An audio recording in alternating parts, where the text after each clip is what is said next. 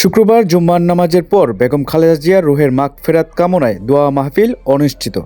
তুমি জান্নাতে সূর্য মাকাম দান করে দাও। শুক্রবার জুম্মার নামাজের পর বাংলাদেশের সাবেক তিনবারের প্রধানমন্ত্রী ও বিএনপি চেয়ারপারসন বেগম খালেদা জিয়ার রুহের মাগফিরাত কামনায় দোয়া মাহফিল অনুষ্ঠিত হয়।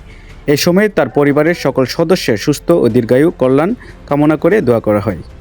ربنا ظلمنا أنفسنا وإن لم تغفر لنا।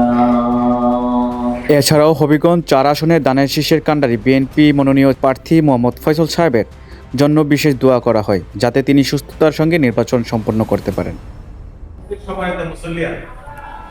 আপনারা অবগত আছেন, আমাদের বাংলাদেশের সাবেক তিনবারের প্রধানমন্ত্রী দেশনেত্রী বেগম খালেদা জিয়া উনি ইন্তেকাল করেছেন ইংল্যান্ডে। আজকে জুম্মার পরে আমি উপস্থিত মুসলিম যারা আছেন সবার প্রতি শুক্রবার মাধবপুর উপজেলার মিঠাপুকুর জামে মসজিদে এই দোয়া মাহফিল অনুষ্ঠিত হয়।